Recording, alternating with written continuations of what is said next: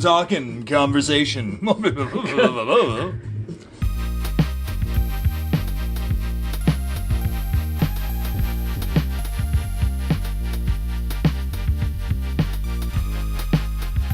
Hey everybody, this is the Fanatics of Film, and I finally got Joe back with me.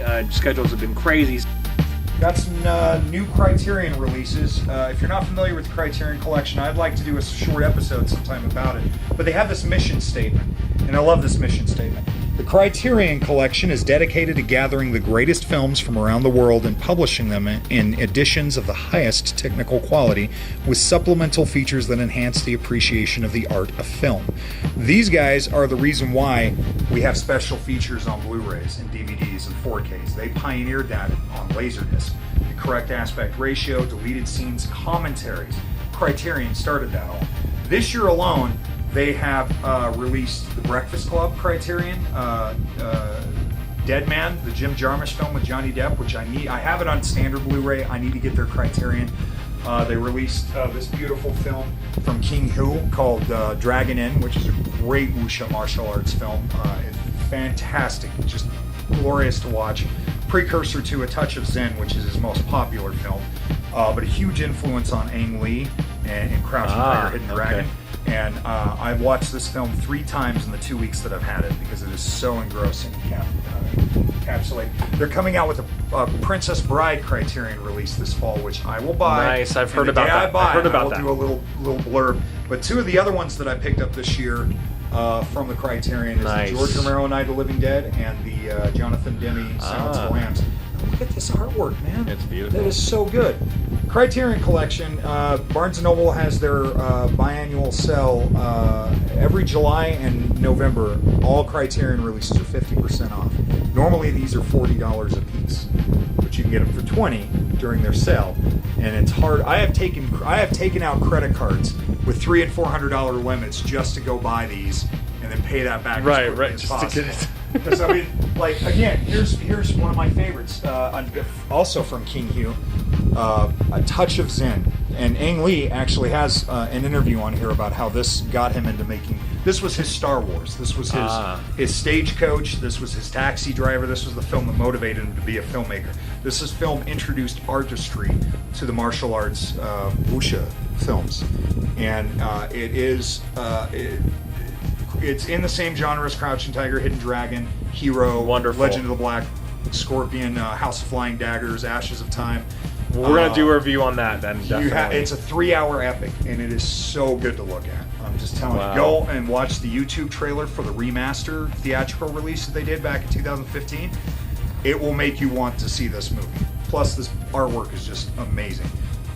So I tend to pick these up, and there's going to be more that I'm going to be getting. See, on the sale that they just had at Barnes & Noble, I picked up The Night Porter, which is a really disturbing movie about sort of the effect of World War II might have on those who might have survived. It's about a concentration camp survivor who finds her torturer and lover during the war, and they engage in sadomasochistic, Nazi-ish love affair. It is disturbing. Crazy. But it is made by Liliana Cavani, and it's one of her most powerful films. And just Criterion, man. If you're a film lover, if you're a cinephile, you will go out and buy these Criterion releases. And when Princess Bride comes out, we'll do an episode about that and talk about it. And the important thing to recognize too here is that you mentioned this the other day. We were talking about. And I thought, so I mean, to me, Blu-rays are, non-digital, something, non-streaming stuff is in general going out in a lot of ways. I mean, what I'm saying. Keep hearing you said, but it's not going. Right, that's what I'm saying. So, but you're saying yourself is that Criterions are kind of still. I mean, what I'm saying is that they're still on an uptake. Oh well, so.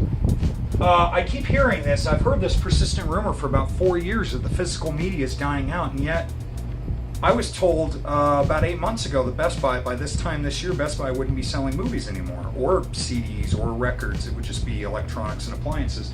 And this doesn't seem to be the case because there are so many companies jumping on this bandwagon. Like, for instance, Lionsgate bought the back catalog to Vestron Videos. Vestron Videos used to be around in the 80s. I remember them. I remember Vestron Video. now they've got this collection. I mean, these are $40 a piece. These are not cheap.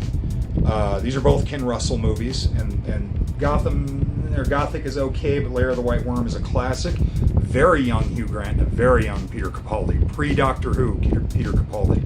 Classic. But there's also like Arrow. Arrow is an English company, and they're giving them like the Criterion treatment. Killer Clowns just came out. I love that movie a few months ago. so much. I love John that Frankenheimer's Ronin. Such a I good love movie. Ronin. That was a classic. Oh, check out this Awesome. Arrow edition of Donnie Darko. Oh, wow. Comes with the director's cut, the theatrical cut, and a book about the making. Which of cut this do you film. like the best? The director's. I have not seen the director's cut because I had friends telling me not to, but I will. Let's check it out We'll have to. I love Donnie Darko, and I love that. I actually love that movie. Arrow, like for instance, they've got like Wes Craven's Eaten Alive. This was, or not Wes Craven, Toby Hooper. I should be I haven't shot. seen that. This was post Texas Chainsaw Massacre, pre Salem's Lot. It's got Robert Englund in it. It's a very, very interesting. I horror love film. Robert Englund, man. Me too. He is so great. And then you have the Shout Factory. Shout Factory and Shout Select, and they've released films like, you know, The Burbs. This beautiful art by Paul Shipper. Can you That see is great. That is so good. Paul Shipper is the heir to Drew Struzan. Drew Struzan is a master. Whoa there. You know, like they've got. This just came out in a steelbook edition. I wish I'd known, or I would have waited to buy it. I would have waited 2 years to buy it. I love that movie so much. Then again, this artwork also by Paul Shipper is so brilliant to me. It just encapsulates the movie. And look, Jeff Goldblum, so good. He was so great in So that. He good. was so good in that. Clancy Brown is my favorite in that film as Rawhide. Again, Arrow. Damn it. This is another film by Ken Russell with Kathleen Turner and Anthony Perkins, Crimes of Passion. It haven't is seen just that. Wow. lurid trash, but I love it. It is just so What year? lurid. 82? 85? 84. So it was the year that Romancing the Stone came out as well, okay. and made her a star. She does a lot of nude scenes and a lot of sex in this movie because she's a prostitute by night, and it's such a bizarro film. It's so worth checking out. Or like, check this out. You'll appreciate this. Scream Factory, which is a sub-label of Shout Factory, they did this version of Zack Snyder's Dawn of the Dead. Oh, okay. Not as good as George Romero's, but still fun to watch. I enjoy it, and this edition's really good. It's loaded with special features. So when was this done? What year was this done? This came out last year, Okay, 2017. wow. I would love to see a remake of that because I actually love Dawn of the Dead and I love. No, this is Zack Snyder's version from 2004. This is, But okay, this is just a the 2017 release. Got it. That So has a ton of new with special different- features. Oh, It's okay. remastered in 2K. Scream Factory Cool. also did this a few years ago. My favorite Sam Raimi film. Dark Man. Dark Man. Yes, we've had this discussion before. I had issues with it, but I still liked it. It was still fun. I have the action figure. I have the oversized Marvel comic. I have the Marvel Comic Limited series. I have some of the newer issues by Dynamite. Like, I love Darkman. It's just such a crazy. It's like as if Phantom of the Opera was a superhero. Yeah. I love it. So no, this media isn't dying out. People are still buying because there's companies that won't let it die because people like me won't let it die. Yeah. I'll buy them. People, yeah. And the So sad there's thing something is- special about something actually you holding in your hand and saying, this is a completed work. Like the Scream and holding Factory in your Escape from New York. Again, artwork by Classic. Paul Schiffer. Remastered in 2K. I mean, it's just... Snake Plissken. I love this. He's always like asking, "Got a smoke?" Yes, I do, Snake. Yes, I do. So good. If I was just in a little bit better shape, I would grow myself the feathered mullet, and I would be Snake for cosplay at Comic-Con. So much fun.